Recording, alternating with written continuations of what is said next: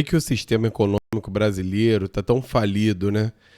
Parece que aí o Paulo Guedes está mostrando aí o que o Bolsonaro fez de errado, que destruiu a economia, assim como está sendo mantido, né, pelo governo do PT e, é claro, todos os governos aqui no Brasil conseguem manter uma estrutura que está destruindo o sistema econômico brasileiro. Vamos ver o que o Paulo Guedes fala sobre isso aí. Isso vai virando essa mesma instituição, à medida que o Brasil vai se estabilizando, você começa a esticar estratégias. Por exemplo, vamos supor com o câmbio.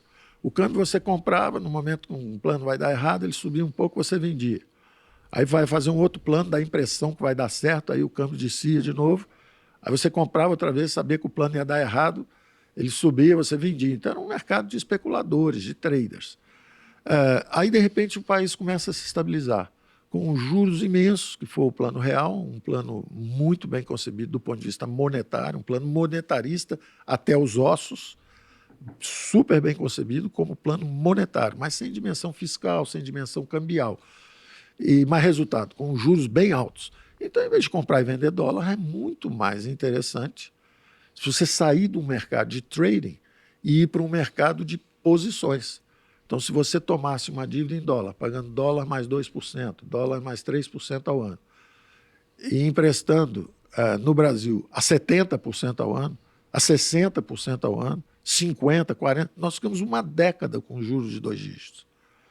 Então, é uma estratégia de posicionamento, descasamento de moedas, vai ficando uma coisa um pouco diferente. Aí, quando a estabilização está... Esses juros altíssimos só beneficiava essa elite financeira, dona de bancos, né?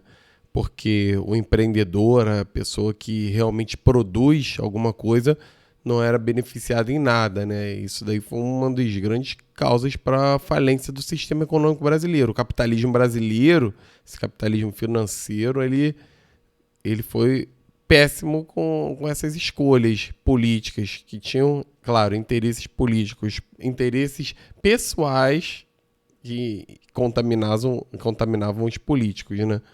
Consolidada, em vez de você estar num banco que faz essas operações um pouco mais sofisticadas financeiras, você começa a levar o seu próprio banco para fazer os primeiros IPOs e abertura de capital, porque a bolsa começa a subir e quando o valor dos ativos existentes está bastante alto, o interessante é você virar uma fábrica de novas companhias, que é um private equity. O private equity é uma fábrica de empresas novas. Por exemplo, quando eu tinha a sua idade, o Brasil tinha 5 mil empresas listadas em bolsa. Hoje ele tem 400, 500 no máximo.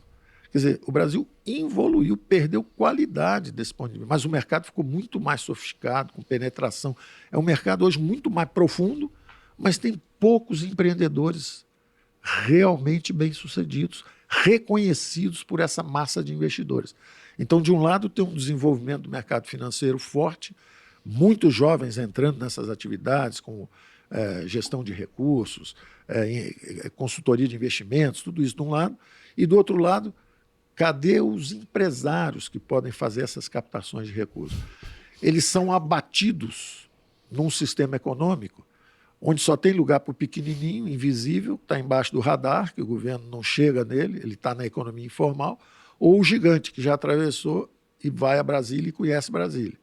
Que, na verdade, isso que ele está falando é errado, porque é um sistema econômico que só tem lugar para o gigante que chega em Brasília. Porque o pequenininho, ele não tem lugar, na verdade, né? Tanto que ele, como ele falou, ele é informal. Ele é informal porque ele não tem condições nem de se formalizar. O Estado oprime tanto ele que ele não tem condições nem de pagar os impostos para estar formal, para estar de acordo com as leis. E aí ele pode levar até a prisão do dono da empresa.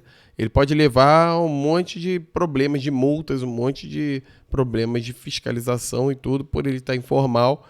Então, esse sistema só está beneficiando aqueles ricos ligados aos oligopólios, que são ligados ao governo, ligados a Brasília, como ele fala. E o que o Bolsonaro mudou isso? Nada. Bolsonaro não mudou isso em nada. Ele manteve esse sistema.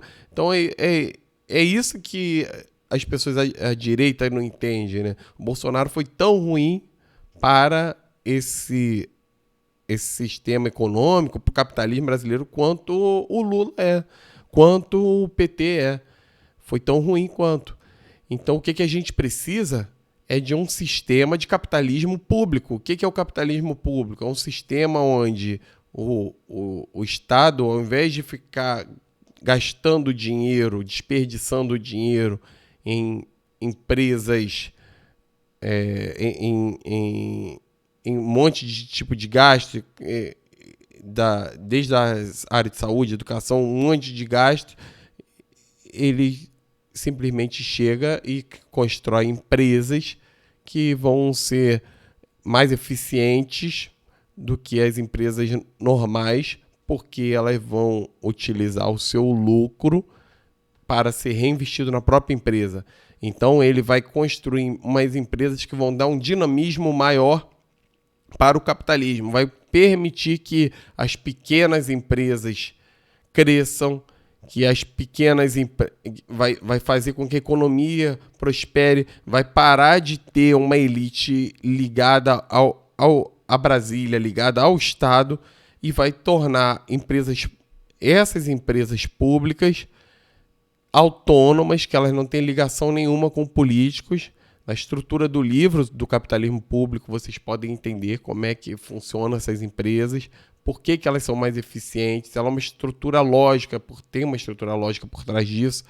Ela é mais eficiente e elas vão dar um dinamismo maior para a economia, permitindo que as pequenas empresas, as médias empresas cresçam, permitindo a economia prosperar.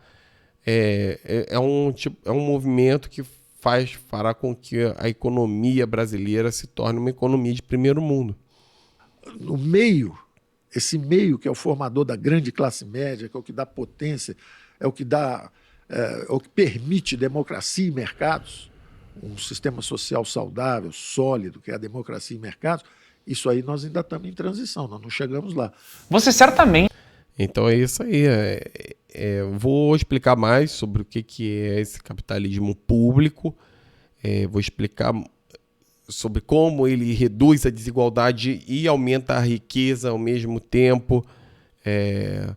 Vou explicar nos próximos vídeos aí tudo sobre esse sistema, que é muito mais eficiente, reduz o Estado, acaba com a necessidade de políticos, acaba com o assistencialismo, com essas bolsas família, bolsa isso, bolsa aquilo, que só atrasam o país, e faz com que a economia se desenvolva e a gente tenha finalmente um país que a gente queira viver nele, né?